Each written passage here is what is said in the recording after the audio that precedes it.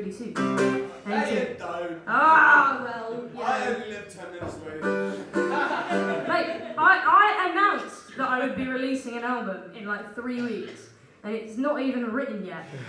So every second that I'm not working, I'm like, oh god, I'm really just feeling the guilt. So that's probably a nice way. Ruben's looking so nervous. Ruben manages my band.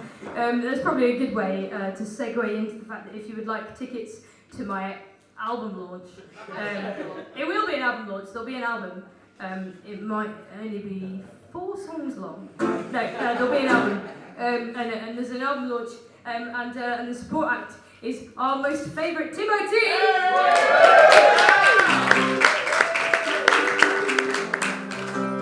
And that'll be on June the 6th at the Good Ship in Kilburn. So if you guys didn't miss anything, I was just self-promoting like a bastard. So yeah, this is an election countdown tour, and like one of the main reasons that I wanted to do it is that I wrote a song. I sort of came out of the closet a few weeks ago, yeah, no, not that closet. I came out of that closet when I was about 6 weeks old. I came out of the Green Party closet a few weeks ago. Thank you, buddy.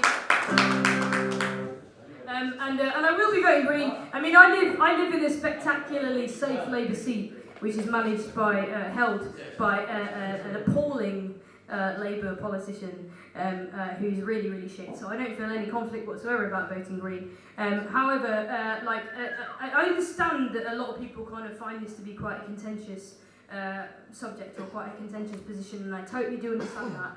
But as I said earlier on, like I did a gig a couple of nights ago with Roy Bailey, who, like I'm sure you all know, is an amazing like folk singer who's been going for years and years and years and years.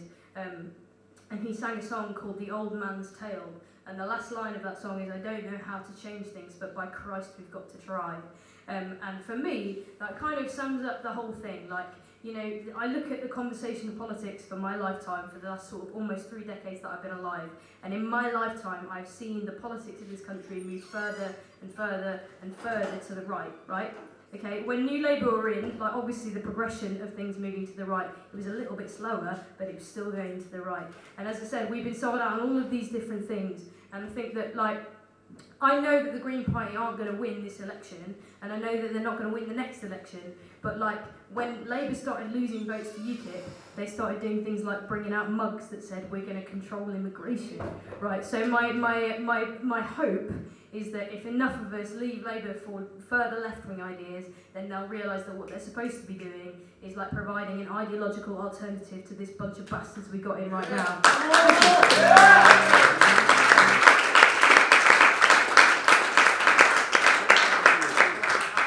And I'm not saying that you have to agree with me, I don't necessarily have the answer. I do just know that, like, when you sing like political songs like me and Tim do, like for sort of better or worse, people kind of think that what I have to say, some people, a small amount of people, think that what I have to say about this has any kind of value whatsoever, and I just can't sell people the Labour Party in its current form. I can't do that and sleep at night. I can't do it in good conscience. And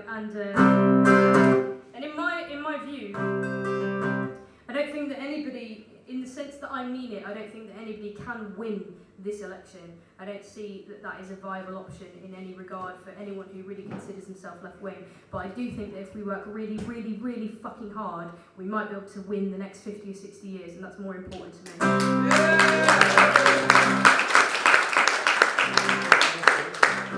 So with that in mind, this is a song about that, and it's called Whatever's Left.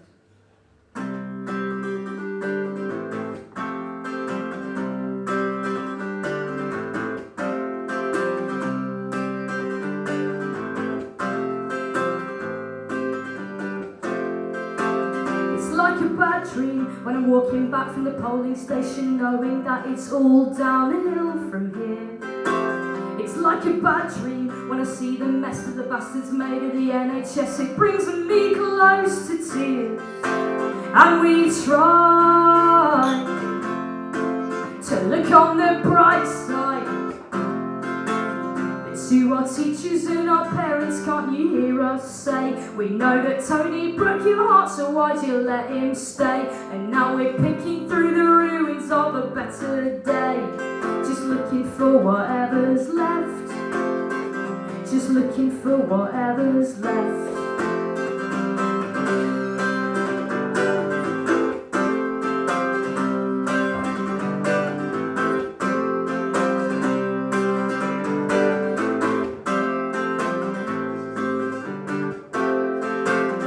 Like a bad dream when I see that guy with the poison words and the purple tie on the news every night.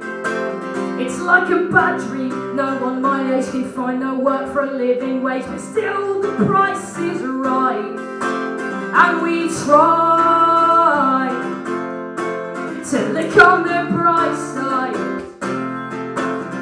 To my teachers and my parents, can't you hear me say, I know that Tony broke your heart, so why'd you let him stay? And now we're picking through the ruins of a better day, just looking for whatever's left. Oh, I'm sick of being told that I don't understand by people who are selling me Ed Miliband. Oh, but I don't believe the answer here is Russell Brand to the question of whatever's left.